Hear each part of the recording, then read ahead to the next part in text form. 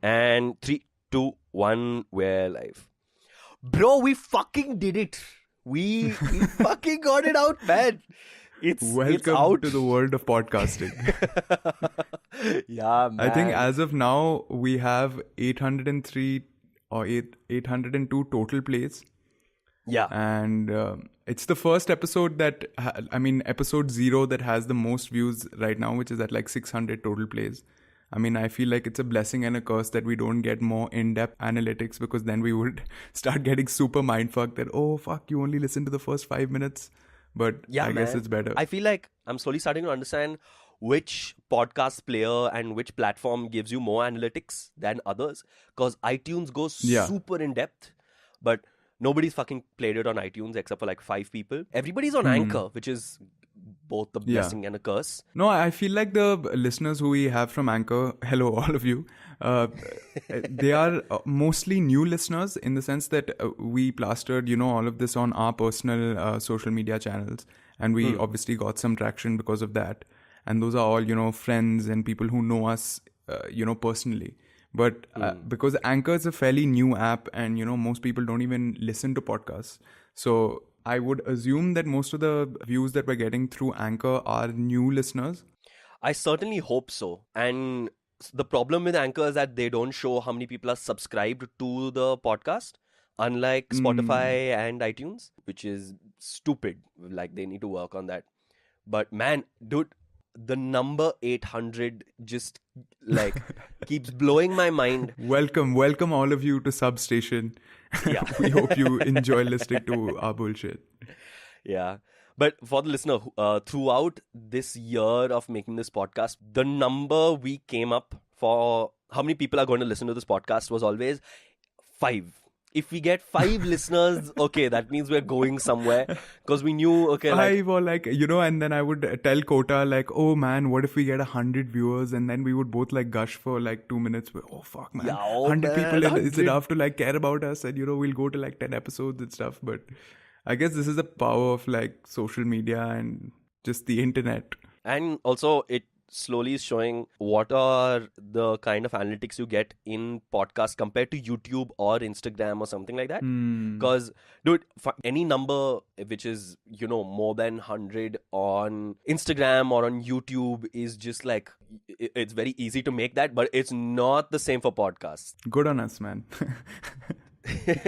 But yeah, we're finally out there and it's good. I'm just glad this worked out totally. Yeah. Oh, fuck. We were supposed to do the beer. Oh, man. Do you want me to check? I'll have to go down and shit. Go, bro. Even wait. Then I'll also get out mine. Okay, wait. Hold on then. 5 minutes later. I'm going to open the can. Cheers, bro. Cheers, man. Cheers to Substation. Congrats. To becoming podcasters. Yeah, bro. Anyway, roll the intro.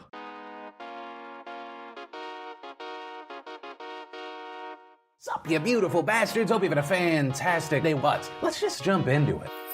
Hey, guys. Hey, what is up, guys? Hello, Internet. Hey, how's it going, friends? Hello, Internet. What's up, guys? It's Hey, brother. Good morning, John. Good morning. Hey, it's Tuesday. What's up, everybody? Hey, how's it going?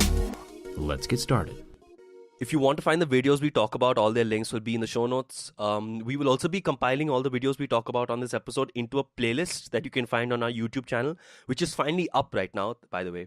You will also know if a video is added into the show notes if you hear this pop sound in this episode. You can also find all the videos on our website, which is kota.design/podcast. That is kota.design/podcast to view all the videos. Subscribe to our YouTube channel to get regular updates about the Substation podcast. And do follow us on Instagram at the Substation podcast. Yeah, cool. I think we should start with the first one. Yeah.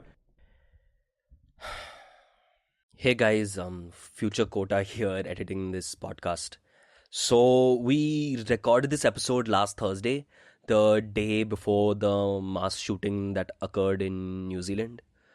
Viraj and I started discussing how we could talk about this horrific event in our next episode, as it did have a lot of connections towards YouTube and live streaming and social media and the internet as a whole.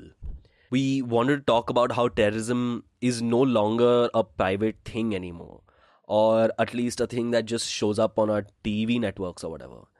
terrorists like the asshole that killed those innocent people want a spectacle. They want us to spread the information, his information, to as many people as possible. He live streamed the entire event and asked his viewers to like subscribe to a famous YouTuber because he knew that this event and his message would spread to more people that way.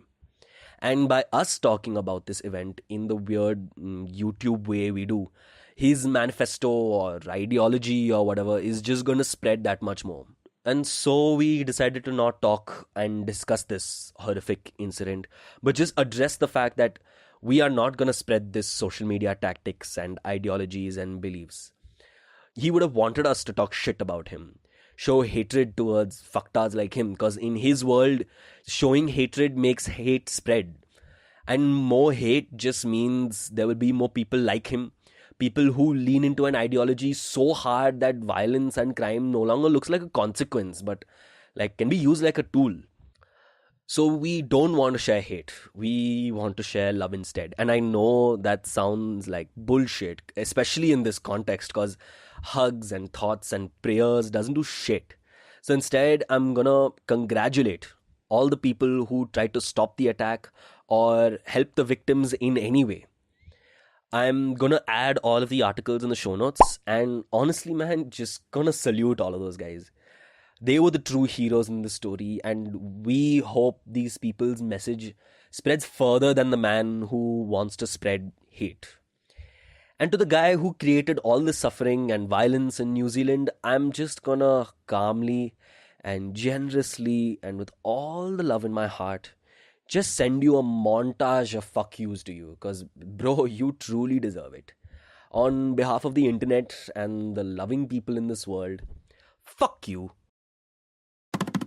Yeah, cool. I think we should start with the first one. Yeah. The Verge's Better Worlds.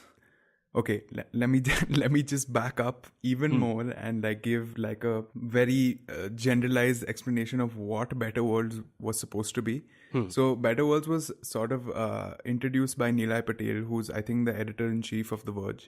And he basically, when they were releasing like the trailers and everything of Better Worlds, which is supposed to be like a series of articles and animated videos and podcasts about how most of technology and tech news today and science is all very morbid and sort of pessimistic about the future, in the sense that, you know, there's stuff like global warming, the oceans are plastic, and industrialization is killing everything, and ecosystems are dying, and animals are getting extinct, all because of technology and progress.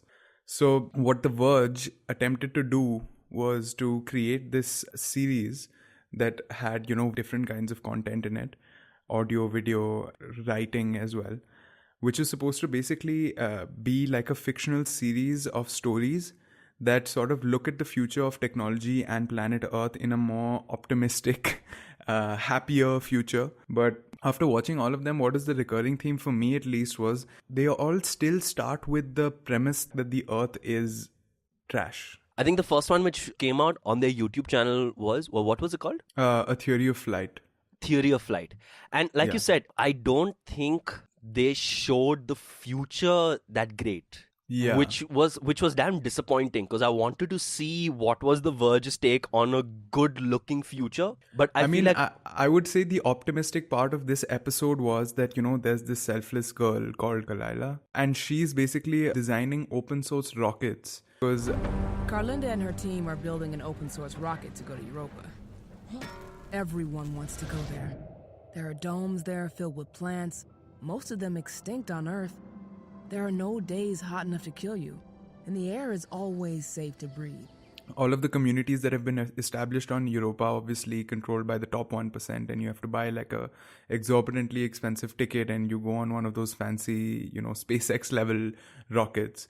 So for the normal poor people of whatever year A Theory of Flight is happening in, they have to basically build their own rockets. So the protagonist is building these open source rockets to get people off of Earth, which in itself is a very dark, pessimistic thing, because, you know, they've sort of rendered Earth to be completely dark, desolate. It's just like scrap metal everywhere. I mean, the entire palette of how they've portrayed Earth is this very like metallic, rusty, amber, dark amber, gloomy color. And then they go to a shot of Europa and it's all bright and glassy and there's puddles of water that are not disgusting. So yeah. Yeah, I think there was. How many videos were there? So there are 5 episodes of Better Worlds that are in video form. So there's A Theory of Flight, A Model Dog, Saint Juju, A Sun Will Always Sing, and Overlay. So A Theory of Flight is the one we just spoke about. A Model Dog, I would say, is the most happiest out of all of the episodes. I really like the Model Dog. They hit the nail on the head by, showing how the future and technology and advancements in machine learning and AI can... I don't know. It was still kind of fucked up by the end because it's two AI. So the story of A Model Dog is basically that there are these 2 employees of what seems like a artificial intelligence company, and they have been tasked with creating an AI of a dog. New assignment from the boss. We're building a robot dog. Should I even ask why? His dad's dog is getting old, and he doesn't want his dad to get lonely when the dog dies. So he wants us to create an immortal dog machine to replace his father's beloved pet after its eventual death. Yep. Because, so this dog belongs to a very old, I think the boss, and he's about to die, and the dog is also about to die, so they want to extend the life of the dog. So they are tasked with creating an AI of the dog which is going to replicate the real dog. But then what ends up happening is that the owner dies, and now the dog that is an AI-driven dog is now lonely. So then they create an AI based on the memories of the real dog that have been put into the artificial intelligent dog. So the memories based on the memories of the real dog in the artificial intelligence dog are what create the artificially intelligent owner. Wow, that was tough to say. I felt like I was rapping. How did you know? It just made sense. It just made sense to build a robot of our boss's dad from his dog's memories? Not just any robot. The best possible version of him. The one that his dog remembered. That's the happiest dog I've ever seen. So finally, in the end, there are these 2 AIs that are completely disconnected with their, human or real counterparts, but they are finally in love and happy. Yeah. And again, The Verge has, hired like amazing animators and creative directors. Everything looks amazing. That much I have to give them. And every one of the episodes has such a distinctive style and aesthetic. Yeah, I mean, that was the most interesting part of the Better Worlds in terms of how they portrayed it, was their visual style and personality was different for every single episode. Like, no episode looked the same. Yeah. Which was great. Like, I loved watching all of them. It was a joy to watch, definitely. No, the one I really liked was A Sun Will Always Sing. I mean, it's not that much of a better story as a better world or a happy ending, but I really, really liked the story. And it was very interesting so for the listeners, just to summarize it, it's about a love story between AI cyborg and a human who somehow have a baby. And I think the cyborg is then tasked with repopulating another world that he has been assigned to go to and repopulate. Yeah. So it seemed like at the end of it, there were a bunch of capsules that had a bunch of babies. Right. So, I don't know. I think the reason that they're animated so well, and each one has such a distinctive animation style that they couldn't have made these long form at all, especially because they're putting them up on YouTube. And then I don't really see them, spending huge amount of resources and time to create, these 20-minute long stories. And I feel like this is the perfect length, both in terms of for them in the sense of production, because what they aim to do was so like it's a big project. Like they're releasing basically what you could call like a series of short stories in the form of like a TV show almost. Yeah. And each episode is, completely. But also again in this episode we see this theme that for some reason Earth is not a desirable place to reproduce or to grow up anymore, and then this cyborg has gone to some other planet and is going to continue human life there. I feel like that is like a significant theme when it comes to optimism in this new age of hectic advancements in science and technology within our reality, we always view optimism in this realm of life as leaving Earth. Humans are going to leave Earth and we're going to colonize other planets and, live that life. We're going to become an interplanetary species. Basically, exactly what Elon Musk is trying to promote with SpaceX and everything. But a lot of scientists and like Neil deGrasse Tyson also, who's like the celebrity scientist, physicist, has said that colonizing another planet entirely is going to cost us so much like resources and capital that it just makes more sense for us to spend all of those resources and effort into fixing planet Earth rather than, going to multiple planets.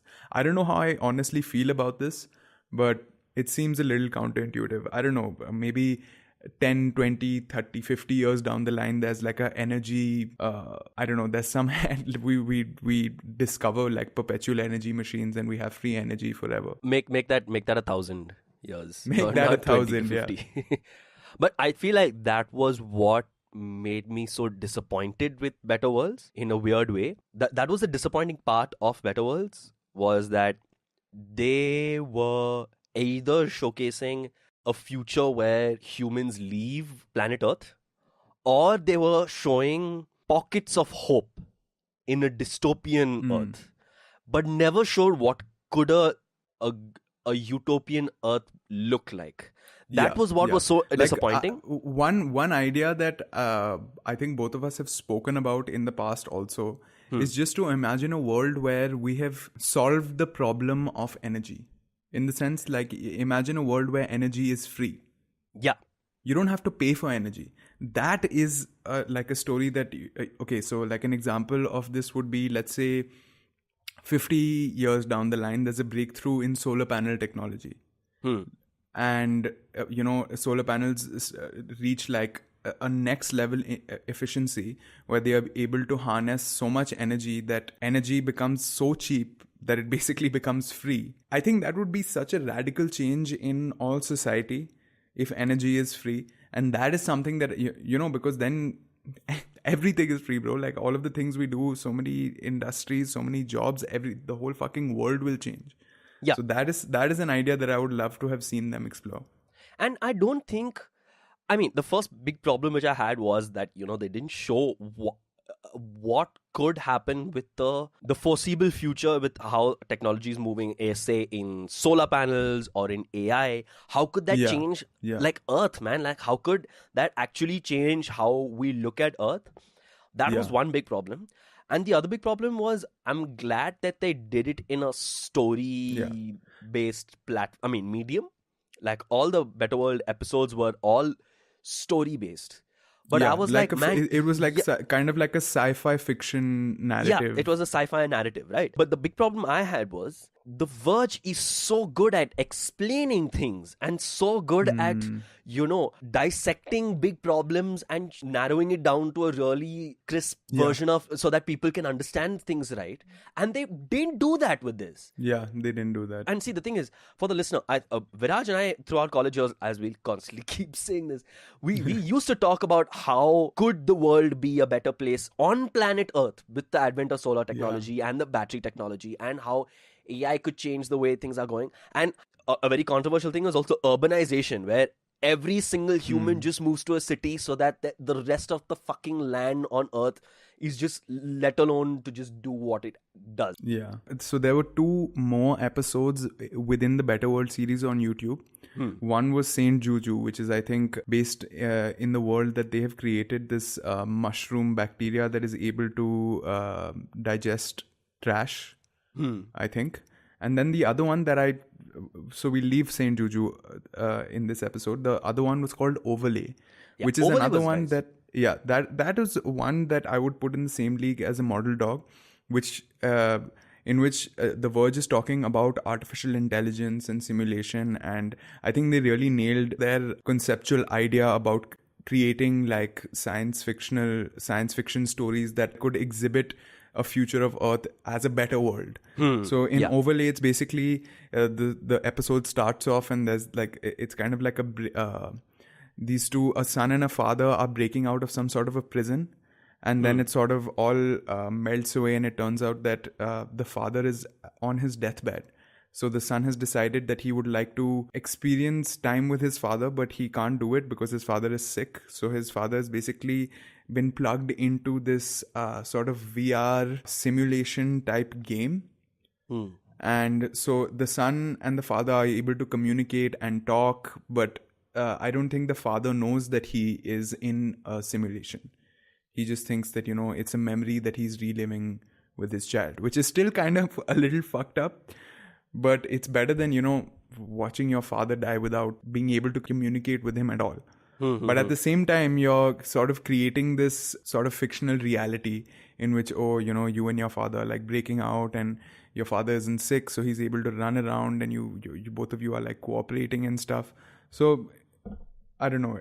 It was I feel like it was a good idea, but again, it was, I feel like it's very hard for them and for most people to think about the future of technology without being a little bit morbid. Like there's always this dark aspect of technology, which is really unavoidable. Maybe it's just that we are a little more primitive. So for us, these kind of white lies don't really sit too well with us. So, no, but I don't know. It begs me to ask the question to you. Do you think in all of these episodes, it was a better world? That's tough, man. I don't know. I don't think so. My answer is no. I don't want to live in any of these worlds, honestly. I don't want to live in any of these worlds. Yeah, me too. I think that's the best way that I could put it. Yeah, I think that's a good way to put it. Because these are not really the worlds I strive to make this world into. Yeah. If that makes any sense. Yeah. Yeah, I hope these are not the worlds that, I mean, there are certain ideas with, for example, becoming an interplanetary species that are still optimistic, and they still, it's not a future where we have abandoned Earth. Like the whole idea of mining for resources and creating, like mining for fuels on the moon. Or mining for water on the moon, or using the planets around us for like raw materials and harvesting raw materials. That is a better world. That I think it's not like I mean, of course, the laborers who will be tasked with going to these other planets, or hopefully we're able to automate it to an extent that it's just robots and they're just doing their shit regardless of human interaction.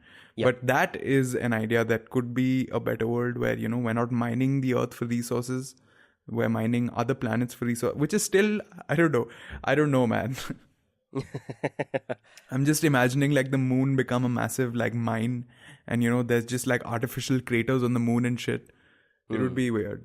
Also, just this is obvious. There's no climate change. Like, or we've reversed the effects of climate change, and we've solved this whole plastic issue. As we speak about this, it's raining in March in Delhi right now, which is like the most bizarre thing I've ever seen. Yeah, we're like wearing sweaters in March, man. What the fuck? I'm sweating here, man. I'm sweating so hard in Bangalore.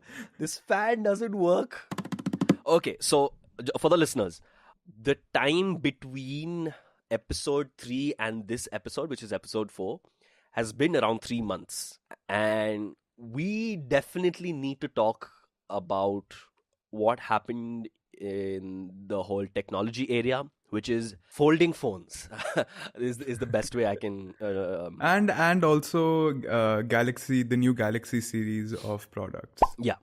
So let me see if I can weave all of the news into a story.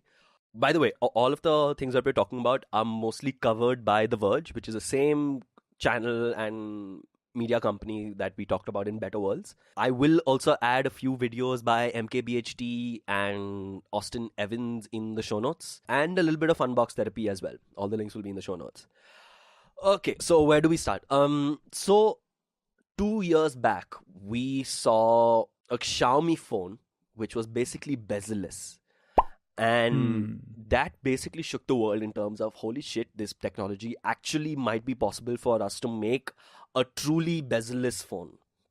You're talking about the Mi Mix, the first Mi Mix. The Xiaomi Mi Mix, yes. Man, that was such a beautiful phone when it came out. So beautiful, so But good. Also, it was designed in collaboration with Xiaomi and Philips Stark. just like a random awesome designer fact. Yeah, I forgot about that. Yeah. And from the technical aspect, all of the news and all of the phones that you're seeing today and all of the new features of a truly bezel-less phone and a notch and the notchless phones and all of that is possible just because of the OLED screens, which is organic light emitting diodes. So OLED screens are very popular in not just phones but all TVs as well, because they are not backlit, so they're true colors. That's one reason. I would say also OLED just seems like a more elegant solution to creating a display. No, It seems and more why? efficient. So the reason why it's a truly elegant solution is because you don't need a backlight. So you basically the whole inky blacks, true black thing that whenever you're displaying like a true black on the screen, those LEDs are basically not lit. So it's like the darkest black that is possible for the screen to display. Exactly. And it's also extremely energy efficient. Yeah.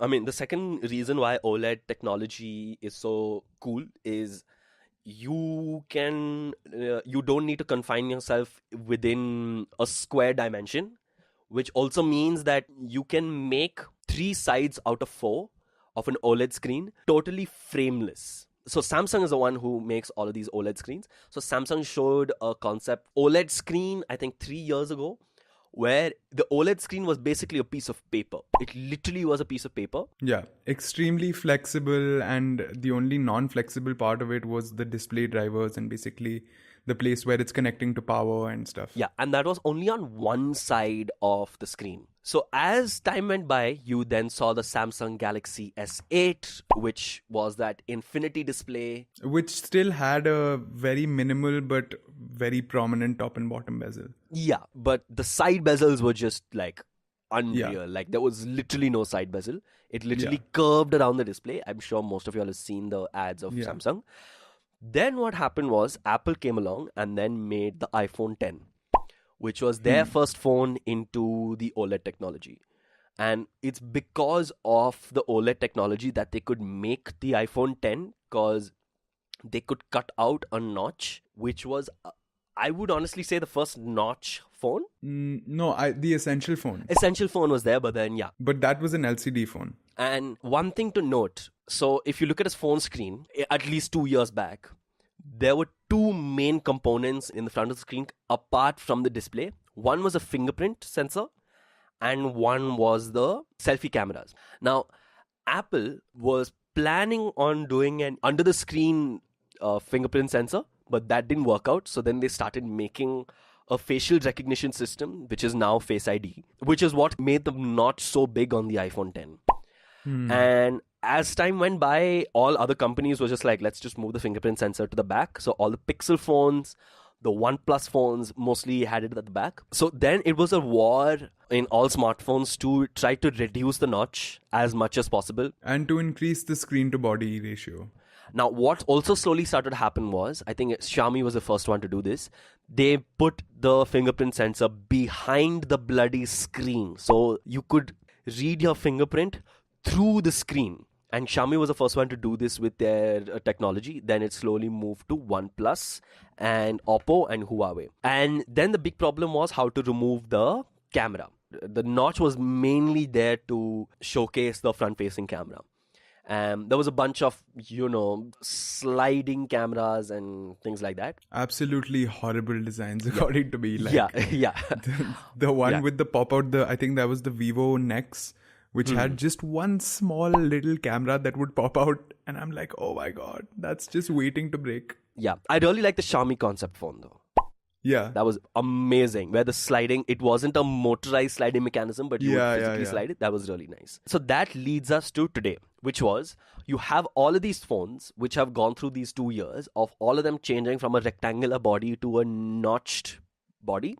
And all of them trying to figure out, where do we put this front-facing camera and where do we put this fingerprint sensor? And once you do figure this out, what next? Like, how do we differentiate ourselves from the rest of the companies and things like that?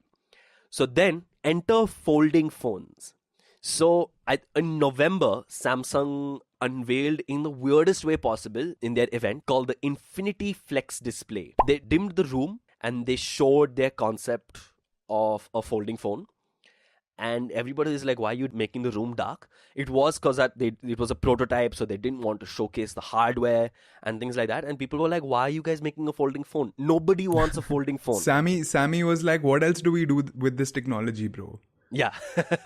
No, and I shouldn't say nobody wants a folding phone. It's folding phones has always been the very futuristic technology that, humans have always been like, oh, this is going to happen in 2050 or 2020 and things like that. In like movies like Her, and even in, I think, Westworld, they have these really crazy futuristic folding tablet type devices. And I guess it's one of those concepts from science fiction that reality wants to like, oh, this maybe kind of makes sense. So we should try it out because we have the technology to do it. And also like holographic displays like that you see everywhere. Yeah. But whatever. So this was in November. So 2 weeks later, Google said that they're going to add softwares into the next Android version to facilitate foldable phones and animations. And they were basically going to make sure that all the icons and all the app structures, when you're moving from a folded display to an unfolded display, how will that work? And so they showed a few animations and they released a bunch of code which people could eventually add into their smartphones. Then in CES, the weirdest fucking phone came out, which was called the Royole FlexPai. Wait, I'm giving you 10 seconds to just guess the spelling of Royole FlexPai. Yeah, just guess that.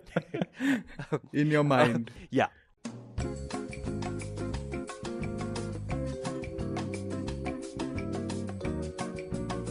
And the answer is no. That is not how it's named. Let me just spell it out for you because it's ridiculous. ROYOLE. So it's not royal. It's Royole or Royole. Royole. Yeah. Flex and then PAI. Like not PI but PAI. It's like Ajit Pai from like pie. Like what? Yeah. And it was really a shitty ass looking phone, like I must say. Like it was really, really bad. Especially on the fold itself, it had like on the back of the fold.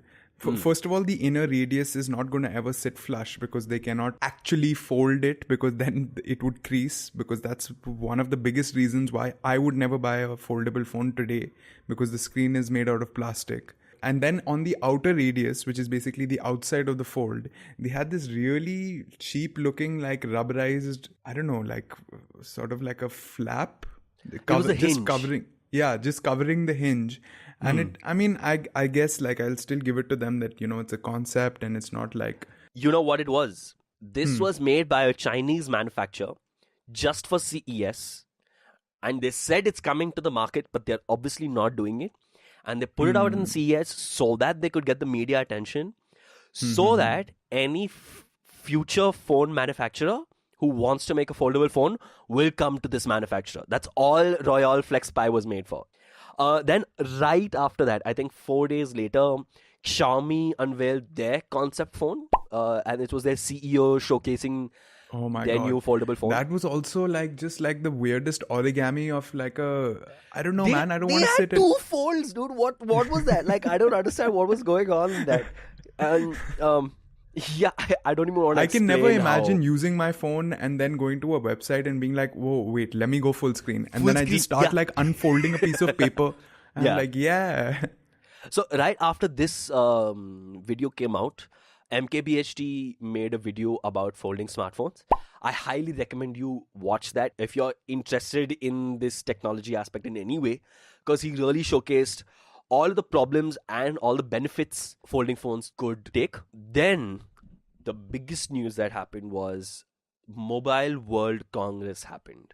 So Mobile World Congress is this conference that happens in Barcelona, which is where, apart from like the major players, which is like Google and Apple, obviously, and sometimes Samsung. even the Samsung phones, the rest of the phone manufacturers unveil their phone at Mobile World Congress.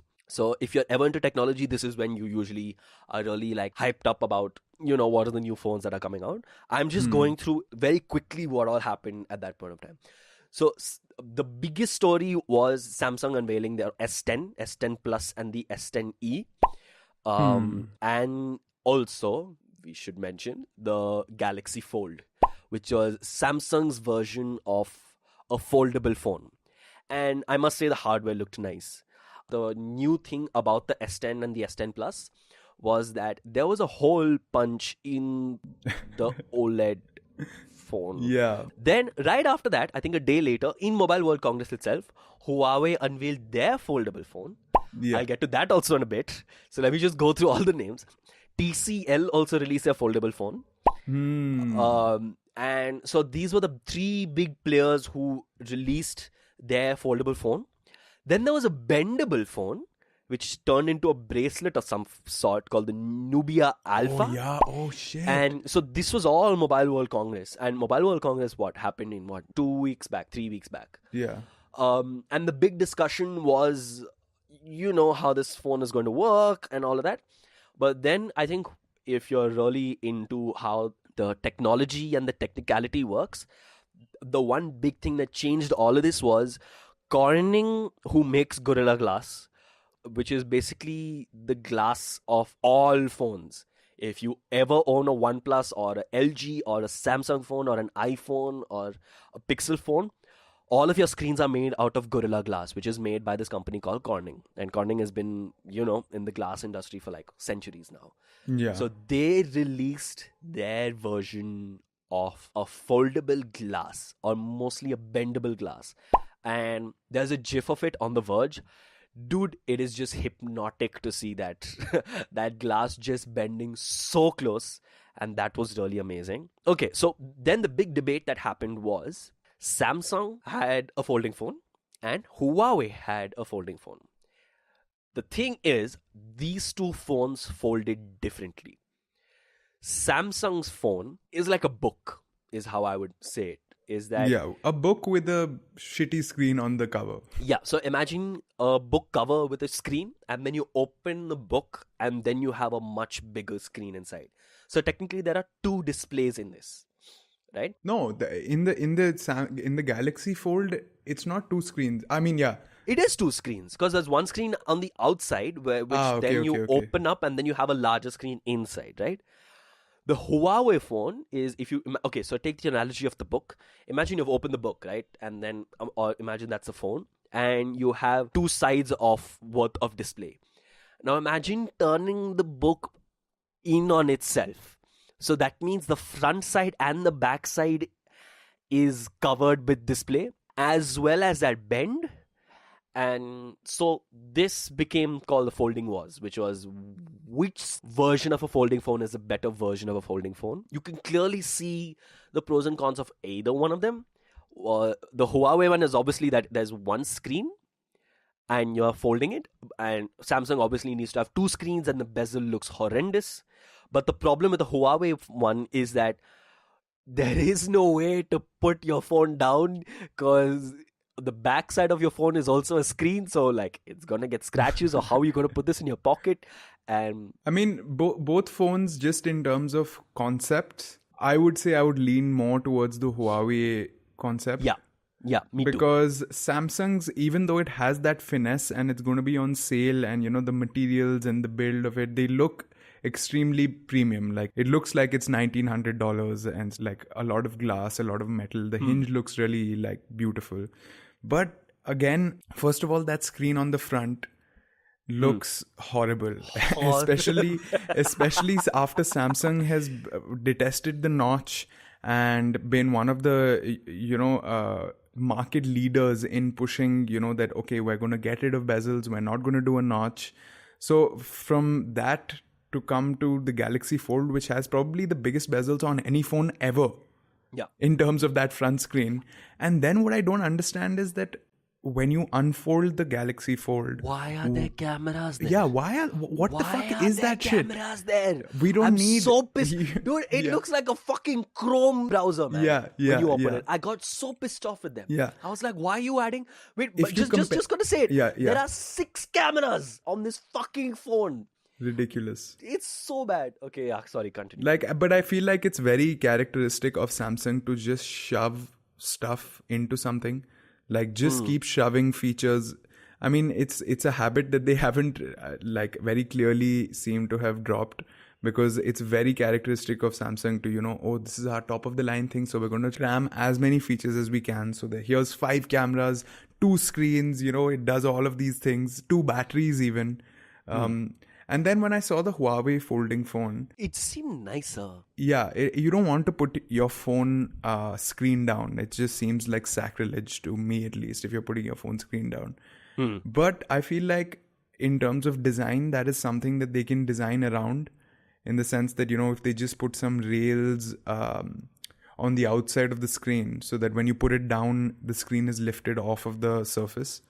But especially when you fold it and the bend is on the outside rather than the inside compared to the Samsung, the way that the cameras and that small hinge, not even a hinge, but where the camera housing is, continues all the way to the bottom. So when you do fold the screen, the back of the phone becomes flush with the camera module and everything. And it just seems so satisfying just to see that whole thing conform into one singular shape. It just seemed like a more elegant solution. And which is why I emphasized on the Corning Gorilla Glass and... Dude, this GIF is the most satisfying thing I've ever seen. Yeah. Because all of these folding phones were made... The display was made out of plastic.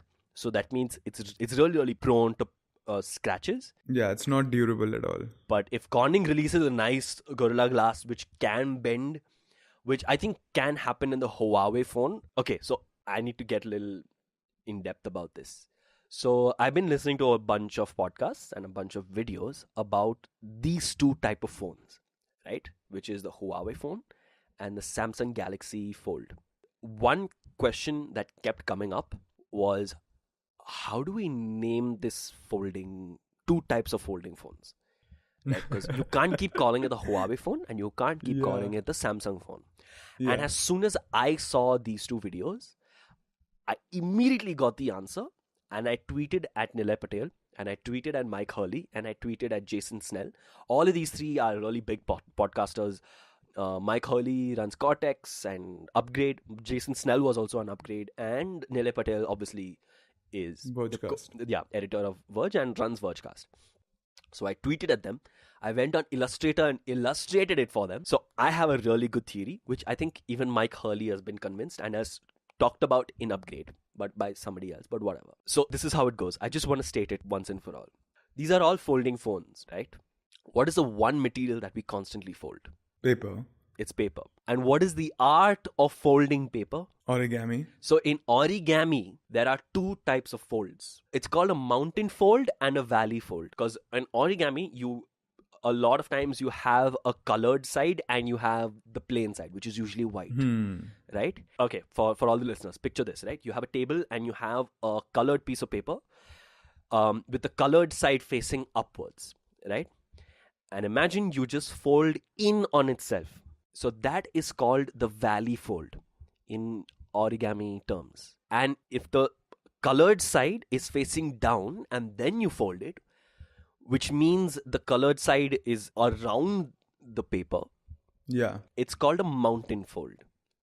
Right? Oh. So it's called a mountain fold and a valley fold. And a valley fold. So in making it as an analogy for the 2 types of folding phones, the Samsung Fold will be called a valley fold and the Huawei Mate X will be called a mountain fold. A mountain fold. Because if you face the screen upwards, the larger screen upwards, and if you just see the crease on you fold it, right? It will form either a valley or a mountain. Yeah. Basically, where the crease is going to sort of tell you if it's a valley fold or a mountain exactly, fold. That's the problem with these folding phones also, because they're plastic, so it has a crease. It has a crease, right? So this terminology, I've known it for so long, and I've always looked at the folds as a mountain fold and a valley fold. And they have a different kind of dotted line when you look at origami instructions. And I was just like, it just clicked. And yeah, it definitely does make sense. Yeah, and it's just way easier to say mountain fold and valley fold. As soon as you understand, why is it called a mountain fold and why is it called a valley fold, then you can just easily communicate with someone, hey, this is the mountain fold kind of technique or the valley fold kind of technique. But you know what, I feel like I just figured this out in my head.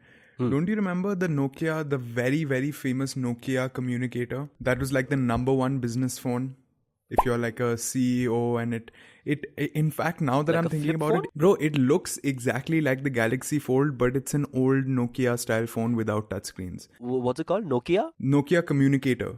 On the outside, Oh, yeah. So I feel like yes. Samsung saw this and they were like, oh, let's do this. So on the outside is a very old, 3310 Nokia style brick phone. And it's a very long phone and the screen is very small. It kind of looks disproportionate when you see it face up. And then you fold it open and it kind of folds open like a mini laptop. And on one side, there's a physical keyboard. And on the other side, there's like a very large screen. And I feel like that's exactly what Samsung tried to implement, except obviously the whole thing on the inside is a touchscreen. But just in terms of the form factors, they seem so similar now because they're trying to maximize the real estate of the surfaces that this fold is providing them with. Like they don't want to waste space if they're folding, Yeah. Yeah. But I'm just gonna state it that this is my prediction of where this entire technology is gonna go. In 2 years, all the Chinese companies would have tried to make these folding phones, would have obviously dropped down the price a little bit, but would still be ridiculously expensive because either you need a flexible display and you need a mechanical part and all of that. I don't think not many people are going to buy it. I'm sorry to say, even though I'm an Android fan and all of that, I don't think Apple is ever going to make a folding phone. Yeah. And because Apple is never going to make a folding phone, I do not think this technology is going to go anywhere further. Yeah. I'm just going to say, this is all just hype. We just Yeah. wanted to know that, okay, this technology does exist. And the one part I'm optimistic about is that because this technology already exists and there's a lot of companies trying to make this cheaper, there will be different type of flexible displays in other types of technology.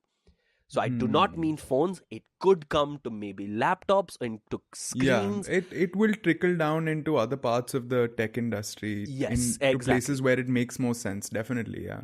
Exactly. And I feel like that is a win-win. You Yeah. can clearly see that the whole notch technology is going to slowly come into all external devices as well. You're slowly Yeah. starting to see circular displays. You're slowly starting to see these wall displays. Samsung is currently working on a wall display. I'm really looking forward to seeing what Samsung does with this hole punch technology where they laser cut the hole I'm out. glad we're finally talking about it because I want to know your honest opinion about what you think about this. I feel like Samsung loves fragmentation within their lineup. I have so much hate right now and like my blood is boiling. Okay. But you tell me what is your assessment and then I will speak. So before the phone unveiled, I was equally frustrated with one part just as much as you, which was why the flying fuck is the camera cut out on the right side and not at the center, making it symmetrical. Right? That's the one thing I was just like, dude, why? Why are you making this on the right side? The top? So just for the listeners, if you have not seen the S10 pictures, the camera is on the top right compared to all the other notched phones where the camera is at the center of the screen. So technically, this phone is not symmetrical. Now, I'll tell you why I have a problem with this. And when the phone got unveiled, I was like, I'm still pissed off about it with the same reasons, obviously. But it's reduced a little bit. I'm still pissed off though. I'm still pissed off because they've executed it nicely. Yeah, for me, the hate definitely reduced a lot after I started watching the reviews of, MKBHD and all the other popular creators. Because especially with the smaller variant of the S10, just the S10, not the Plus, where it doesn't have that, pill-shaped hole punch. Oh man, It's okay. just a I'm just circle. going to say that fucking looked horrible. Like, it just looked horrible. Why? Yeah. You know what? The part that pissed me off the most was that, by the way, this is just for the S10 Plus, right? The S10 has only one camera, but the S10 Plus has two selfie cameras. No, but the S10 doesn't have dual cameras on the front because one of them is just a depth sensor, which you can't even, like, it's not even a... Yeah, that is what pisses me off the most. It's not a fucking second camera. It's just for portrait. Like, and for I'm so you to pissed off. bring the notch into the display and then keep stuff which is not essential, like I don't need a depth sensor. Like, fuck portrait mode shots. You can do it in software. Don't eat my screen real estate, right? Yeah. That's my whole problem with it. But I still think they should keep it in the center. Yeah, they should keep it in the center, but just in terms of symmetry, because you touched upon this, I don't understand what Samsung has against symmetry. Because if you guys can just open a picture of the S10, or just like in your mind's eye, just picture the S10. The hole punch notch is on the top right, and it has a bottom bezel. First of all, there are 3 different measurements, okay? The 2 measurements that are the same are the side bezels. So both the side bezels, which are parallel to each other, are the same thickness. So that's fine. The bottom bezel, where they have to put the display drivers, is however thick it is. But then, now they need to put the earpiece on the top bezel. So that top bezel is a little thicker than the side bezels, but it's thinner than the bottom bezel. So there's one inconsistency there. And then, with the fucking hole punch, they have not. So there's all these phones that are trying to maximize screen real estate, they curve the corners. So there is a curve on the top right of the S10, and then the hole punch notch is not aligned to that curve. So there's a weird space there, and I'm like, why? Why would I? So in the S10e, where all of the bezels around it are still a little more equal, but it's still not fucking equal, and it's still, that hole punch is still not aligned to that top right curve of the screen itself. So I don't know. I like the way that they've implemented it. It looks better than a notch, definitely, in terms of the fact that, when you start looking at the phone that being used, you kind of forget about it, and there are all these cool wallpapers that sort of make it like a design element. And Samsung is also kind of embracing it with certain animations. When you take a selfie, it sort of highlights the outline of the camera, which is all super cool stuff. I'm super into it. But just these simple things that, okay, if I compare it to the 10R, which is the phone that I use, what makes it a little more pleasing to look at, which is a feat that has only been achieved by Apple, both in OLED and LCD technologies, is that they strive for symmetry. Wait. Think about it, bro. Why do you think Samsung put the hole punch for the camera not at the center? To differentiate themselves from Apple. Exactly. I guess maybe in the future Apple will do a hole punch, but no. they will do it in the middle. Forget that. Then, by the way, I don't think that's going to happen. These guys are stuck up with Face ID. Yeah. We'll come back to that later, but I predict that this is S10, right? The S10 intentionally put the hole punch on the top right, because it's obviously way harder to put it on the top right than in the center, right? They did this just to differentiate themselves than all the notched phones. Because even if you put the camera in the center and made it symmetrical, it would look like a notch. It would look like a notch. Even though it had a hole punch, it would look like a notch. They put it over there. I honestly think they would go back to the center in the S11 once they have showed off that, they've put it on. Once they've sort of established themselves as the only company that's doing the hole punch. Yeah, but this is going to be on the top right. But what's funny to me is that there is literally no company that has just been like, fuck the front-facing camera. Just fuck it. I would buy it. Bro, you need to understand who we are. We're two assholes who don't take selfies, man. We're two dudes. Yeah. This is sexist. We don't take selfies, bro. There's a bunch of people who take selfies. No, but since we're on the topic of notches, did you see the new Xperia phones? I loved them. Yeah, exactly. And I don't know if we have this on record, but a couple of months back, I called up Kota in a frantic sort of mood, and I was like, bro, what if they can implement the display drivers into a top notch? So in the first Mi Mix that sort of pushed the entire industry into this whole bezel-less trend, what they did was that they didn't, this is the crazy part, the first ever phone that aimed to become bezel-less, they put the front-facing camera in the bottom bezel. Yeah. So whenever you needed to take a selfie, what it would do in software is that it would instruct you to turn your phone around so that, the front-facing camera isn't looking up your nose. So what Sony has done is this time with their new line of phones, the Xperia 10, I think, is that they have combined the display drivers, which is usually at the bottom, which is the bottom sort of flat tire notch, which is always there on most Android phones that are trying to go bezel-less. They have combined that with the top selfie camera. I mean, it does look odd because they're sort of pushing this whole 21:9 weird aspect ratio, and the phone is super tall. But what's cool is that it has the one single bezel on the top, and it has all the selfie cameras, the earpiece, fucking everything, ambient light sensor, everything comfortably in the top, and then the rest of the right, left, and bottom bezel are equal, and it just looks so visually pleasing. And I wish that more Android phones would just use that design if they can minimize the top bezel enough. Yeah. But anyway, let's see where they go. Jablinski. Okay, let's talk about Jablinski. Hey, what's up? It's me, Jack Black. This is my new YouTube channel, Jablinski. It's going to be bigger than Ninja. It's going to be bigger than PewDiePie. So what's Jablin, Jables? It's PewDiePie!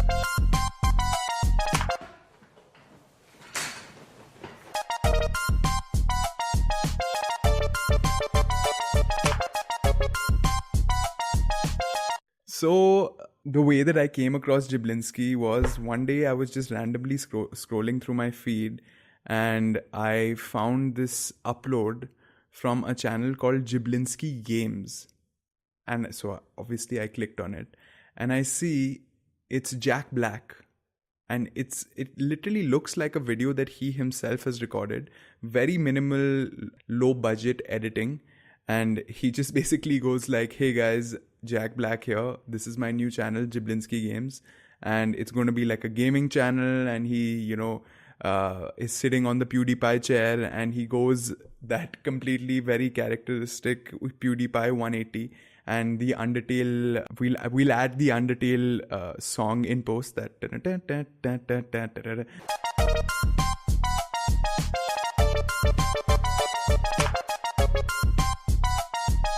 the number one meme song that's from this game called Undertale, and it became completely viral in the meme circles of the internet. So basically, what interested me about Jablinski Games, number one, is that it's made by Jack Black, who is like an A-list Hollywood actor.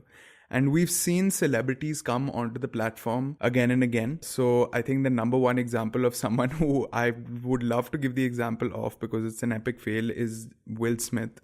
Because Will Smith has sort of taken the approach of, okay, I'm an A-list Hollywood actor, so I'm not going to do my own editing, I'm not going to do my own production, I can just simply hire someone to do that. As compared to Jack Black, who I think one of his sons, Sammy, is helping him do this YouTube channel, and he has another friend who, helps him shoot it and stuff. But the main thing that sort of separates Jablinski from all other like A-list Hollywood celebrity YouTube accounts is that it seems genuine. Like it really seems like Jack Black wants to become a YouTuber, which just seems like the weirdest thing, because like, first of all, he made this channel called Jablinski Games, which is supposed to be a gaming channel, and it's been like this running joke where he says, no, and he releases videos every Friday, and what he does is that every time he uploads, he say, no gaming this time, guys, I haven't been able to figure out my Delgato. I don't know what the fuck that even is. It's basically, I think, a company that makes gaming accessories, Delgato. I mean, and it's just a very honest channel. And Jack Black, I feel like, is one of the most like hubris and amazing, funny like actors in all of American movies, or like Hollywood, basically. Have you seen any of it? Dude, I think what Jablinski Games showed me is there is some personality and some characteristic of YouTube creators which makes them popular, if you get what I mean. Like, all of y'all must have clearly seen some YouTube video which clearly looks like a very commercial type of video. You get what I mean? Which is, there are some of these channels, like high budget, high production value. High budget, high production, everything is all on point, camera crew, everything is there. But then their attitude towards the camera and how they talk is just like, hello, welcome to my YouTube channel. We should do this. And then, and oh, wait, this is the best I could come up with. This is for all Indian viewers. Okay, I'm going to put this in the show notes. It's hilarious. There is a video made by Amul on how Amul butter is made. It is so cringy. It is so disgusting. It's so bad. Because, I mean, I was genuinely interested, okay? You know, how is Amul butter made? Because I use Amul butter all the time. Yeah, taste of India, man. But then I watched the video. It is so plastic. They sound so robotic and they sound commercial. We use the best technology for this Amul butter to make it utterly butterly delicious. It is the nation's flavor and loved by every Indian family. Amul butter, which makes our food tasty and healthy, is processed in various state-of-the-art Amul factories with utmost care and love, so that every day, millions of Indians can enjoy their food and get a happy smile on their face. And I'm like, just make the goddamn video and just tell how it's made. Don't make it a commercial, right? And I feel like that's a big problem also with Will Smith, which is just kind of depressing.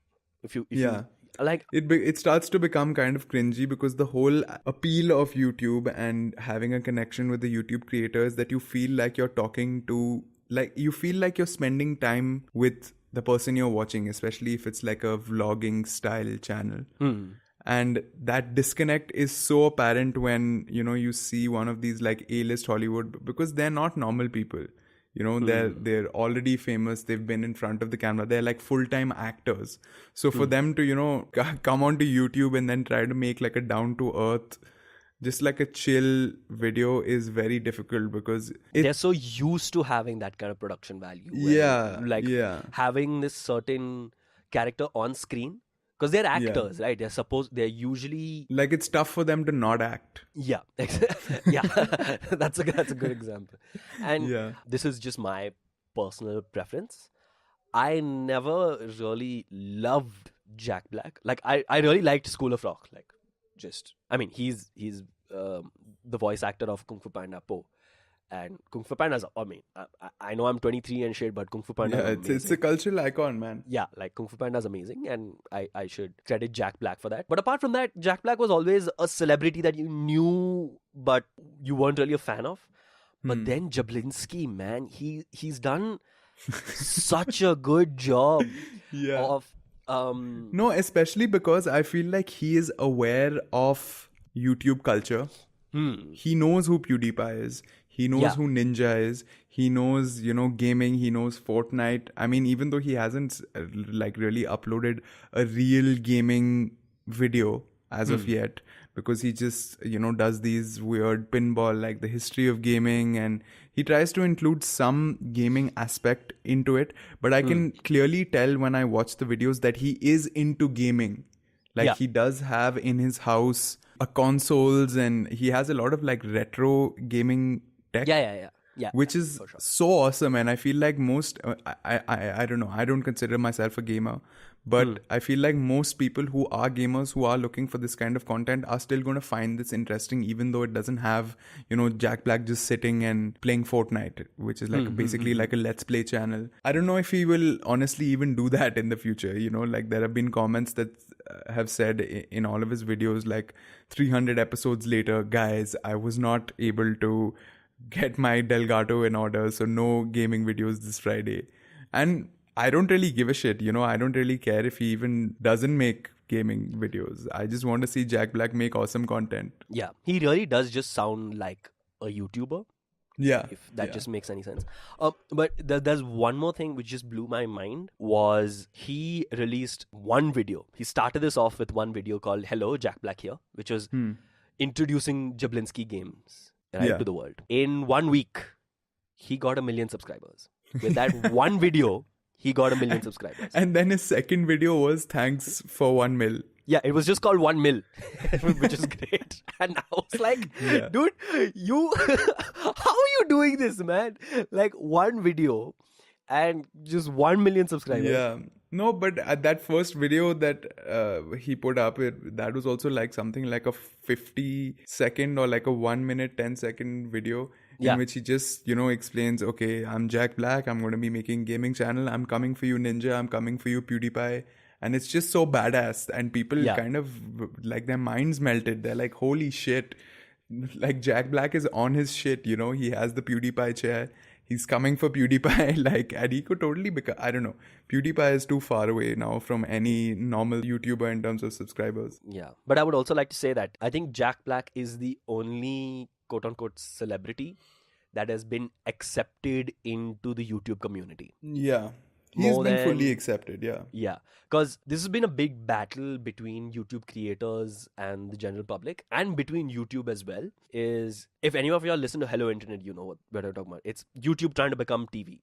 Their entire goal is to just become TV, which I don't think is the right way for them to go. But what you can clearly see is that all of these late night talk show hosts like Jimmy Fallon, Jimmy Kimmel, John Oliver, Conan O'Brien, Stephen Colbert, you know, they have realized the power of YouTube.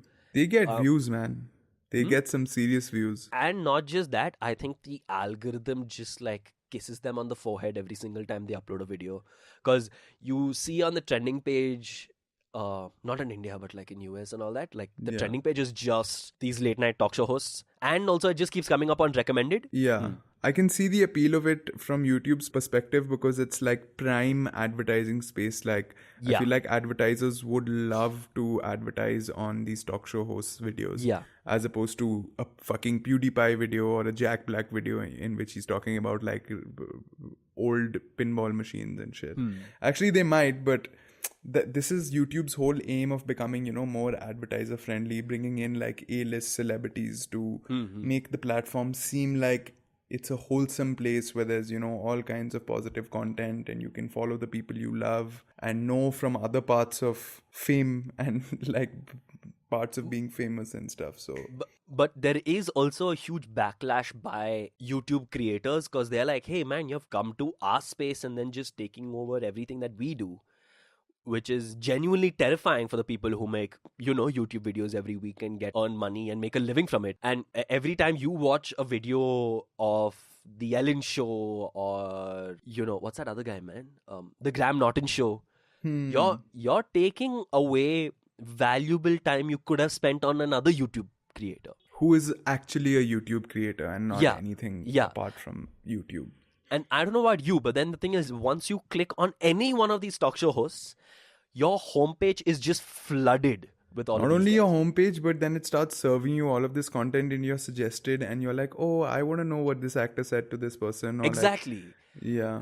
And I feel like it's just TV just coming and creeping into YouTube, which I don't think a lot of YouTube creators and a lot of like YouTube fans are happy about. You know, but I think it does have to do a lot with the TV format, like cable, having like a dish becoming obsolete, like, you know, channels. I think only in terms of like news and having access to like live content, which again is also being replaced by online streaming services. No, but then you could clearly see it is kind of becoming obsolete. Yeah, but you can clearly see how these TV shows have morphed their entire show to make sure that they can cut these segments into YouTube. Before, it used to be a much longer interview, or they used to do one full take. I still think that they get more views on online platforms rather than, you know, on TV. Because on TV, they are slotted into a specific time, and unless you have like a Tata Sky Plus or some shit like that, you can't even pause it. You can't rewind it. It's fucking happening live.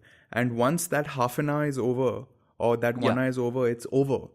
As opposed to YouTube, where, you know, if you're trying to watch Jimmy Fallon or Coffee with Karan, for example, you can just, I mean, for better or for worse, binge watch fucking Coffee with Karan, like all 9 seasons in like, you know, these 5-minute clips.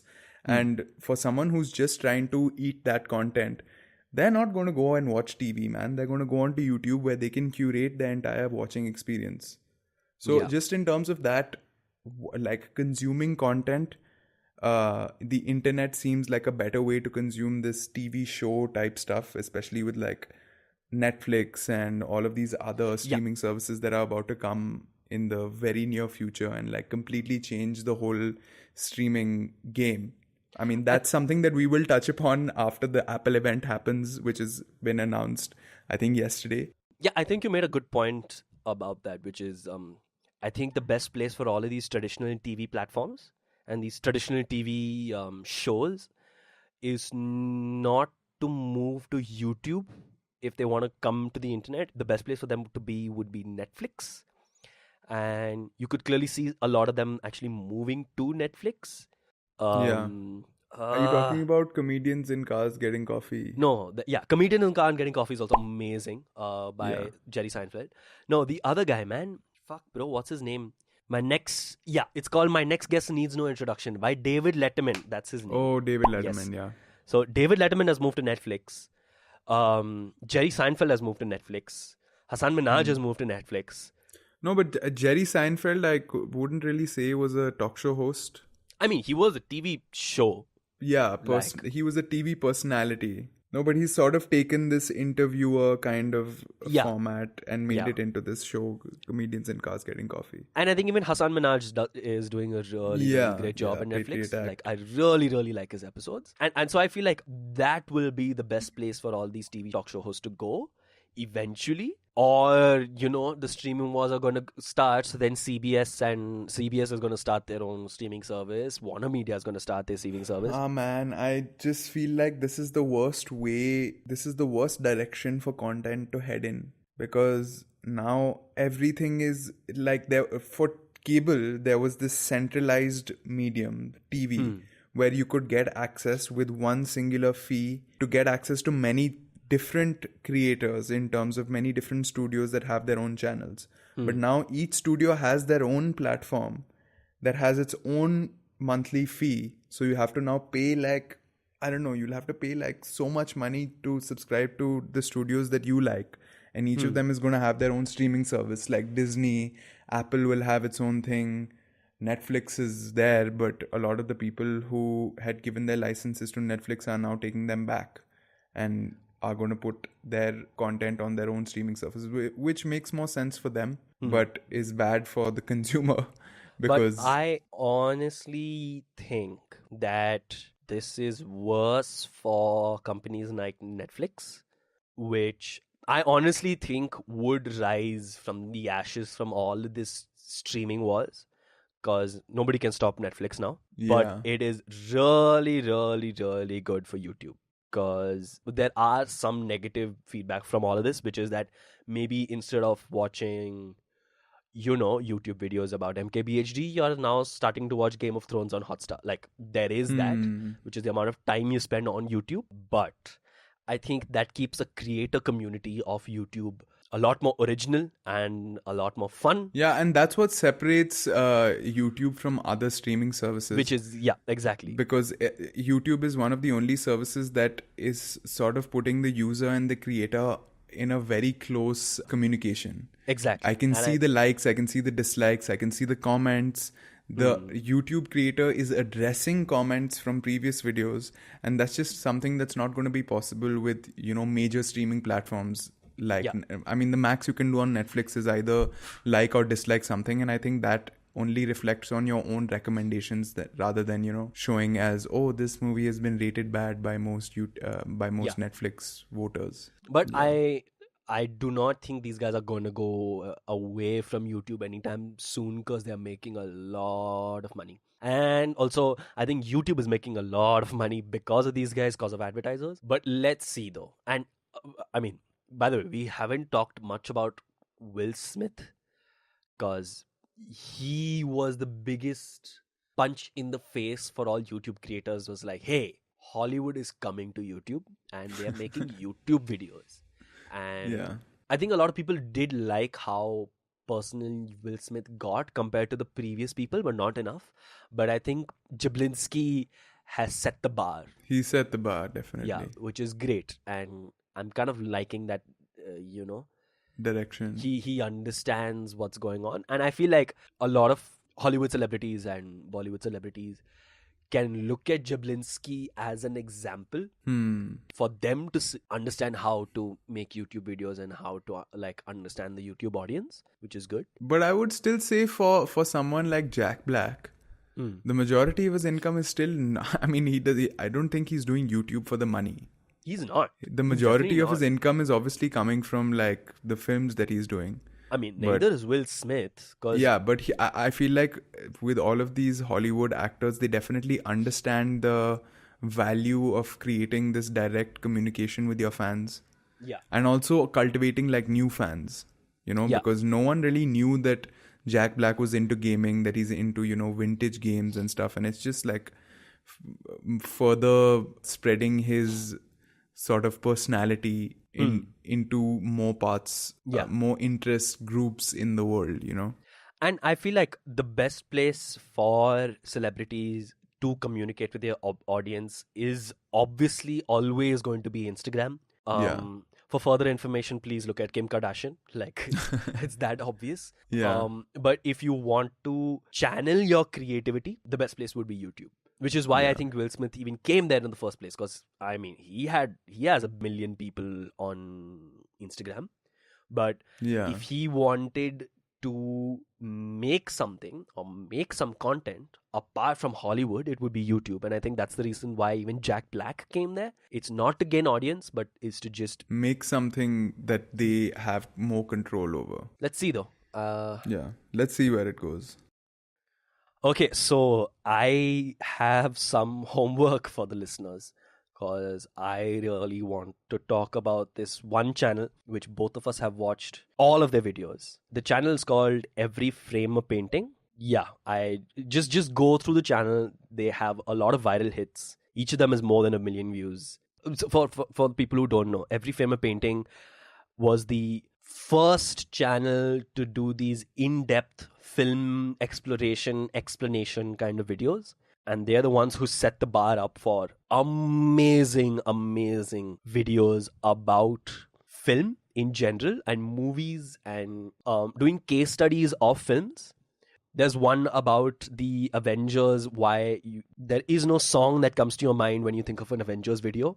Unlike Star Wars or unlike James Bond or Harry Potter. As soon as I say the word Harry Potter and if I ask you to think of a song, you know exactly what song we are talking about.